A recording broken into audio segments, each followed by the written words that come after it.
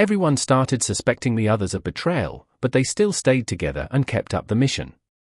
After a while, they found a letter written by their former friend explaining that the war was truly over, that they would be welcomed by the Philippine authorities, and urging them to come out and surrender. Onoda didn't believe a word of it. To him, it was just a trick, and the whole idea was impossible.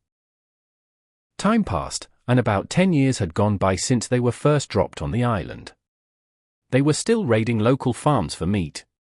During one of these raids, they managed to steal a radio. They stopped being bored and started listening to Japanese broadcasts. The weird thing was that no one was talking about the war. On the contrary, they were talking about entertainment and sports. For example, one day, a news report played about the Tokyo Olympics.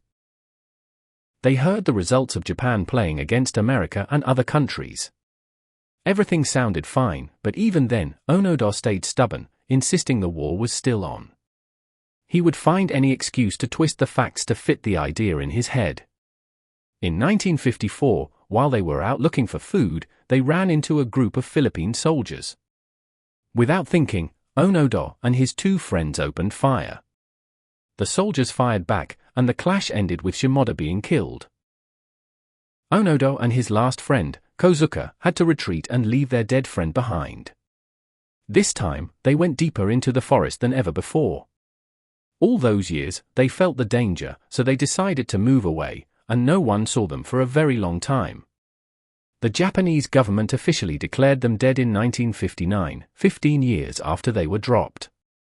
The situation continued for a very long time until 1972, a total of 28 years on the island. That year, on October 19th, farmers on the island saw two soldiers using old rifles and katana swords, looking like they had just stepped out of another era. And that was the truth, they were Onoda and Kozuka, still in the deep forest after all those years. They had decided to raid the farms again. The farmers ran away and told the Philippine police. The police arrived quickly at the farm that was still being looted by Kozuka and his friend. In the shootout, the police managed to hit Kozuka, killing him. Onoda managed to escape back into the forest. Naturally, the news spread in Japan like wildfire. No one could believe there were still Japanese soldiers fighting on a Philippine island 28 years after the war. They all thought they were dead long ago. So, now they knew he was still alive? From that moment, Onoda became a legend in Japan. One of the people moved by Onoda's story was a Japanese student named Norio Suzuki. He was an adventurous guy who loved discovery, and his goal was to find Onoda and convince him to come back. His friends and everyone around him called him crazy. The government had tried to bring him back with all sorts of methods, and specialized search teams couldn't find him. How were you supposed to find them when they were moving around? But Suzuki didn't give up. In 1974, he took a ticket to the Philippines and reached Lubang Island. On one of those cold, windy nights, Onoda was walking through the forest cautiously after seeing a fire in the distance. He slowly approached the source of the fire and saw a tent in an open area. A young man was standing next to it, with very clear Japanese features, even though Asian features can look similar. Onoda was sure the person standing in front of the tent was Japanese. Onoda started thinking and analyzing, why is a Japanese person in civilian clothes here in the forest? Is this a new trick they're trying to lure me with? Onoda pointed his gun at the guy and shouted at the top of his lungs. Surrender now, or I'll shoot.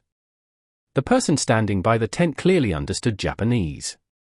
As soon as he heard the phrase, he raised his hands and started saying, yes, yes. Then he mumbled in a trembling voice, are you Officer Hio Onoda? Because the guy knew his name, Onoda got even more suspicious. Is this guy a spy? Maybe he's a traitor the enemies are using to lure me in. So he asked, how do you know my name, you suspicious person? I am a student named Norio Suzuki. I came from Japan after hearing that you are a legend, that everyone is talking about you, and that you're still fighting a war that ended 30 years ago. Onoda, despite his strong doubts, felt the ideas starting to play in his head. He took a hard look at the guy standing in front of him. His features were very normal, and his bag looked like something a military trainer or a soldier would carry in a combat zone. Whatever the reason, after thinking it over, Onoda finally agreed to put his gun aside and sit with Suzuki to listen. Suzuki explained that the war ended 30 years ago, that the emperor had surrendered because of the atomic bombs, and that his story with his soldiers was amazing to many people who saw it as a legend of absolute patriotism and duty. During the conversation, a bond started to form. For the first time in 30 years, Onoda opened up and spoke. Even though he was convinced the guy was telling the truth, he finally said, "My orders are absolute. I can't surrender and abandon my mission unless I get a direct order from the officer who gave me the orders. Okay, I'll go back to Japan and report this, but let me take some pictures with you so they believe me." And he really became the first outsider to find Onoda and get close to him. The pictures you see are the ones he took back to Japan, which allowed the Japanese government to finally confirm they'd found Onoda in the forest. They tracked down Onoda's former commander, whose name was Yoshimi Taniguchi. This was the commander who had given the absolute orders to Onoda and his men in 1944 not to surrender and to keep going until they died or returned. Suzuki traveled with Taniguchi and a few government officials to the Philippine island of Lubang. Onoda stood before his former commander, who gave him the direct and final order to stop fighting and surrender his weapons. And did the Philippine authorities agree? Onoda finally surrendered after a 30-year mission. During that time, he and his men had killed about 30 innocent Filipino civilians and farmers, wounded over 100, and caused massive damage to property and crops. You'd think that after all those events, which are basically crimes, the Philippine authorities would go for the worst possible punishment or execute him. But the exact opposite happened. During a huge press conference, Onoda met the Philippine president and handed over his sword and the weapons he had, his rifle, bombs, and ammo, to the president. The Philippine president pardoned him on the grounds that Onoda was just following military orders and thought he was still in a state of war. Honestly, I find this decision very strange and I've never understood the reason behind it. I mean, regardless of what Onoda was fighting for, in the end, he killed many innocent civilians. So how does the Philippine president decide to just pardon him that easily? If you have any explanation or theory, write it in the comments below, enlighten me. Onoda finally returned to his homeland after all those years, treated with honor and respect. Thousands of people welcomed him with flowers and cheers. To this day, what he did is considered one of the greatest examples of patriotism to the Japanese, and is seen as a national hero by many of his countrymen.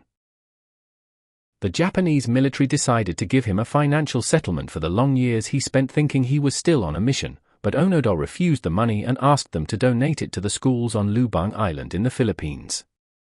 He spent the rest of his life teaching survival skills to students until he died in 2014 at the age of 92.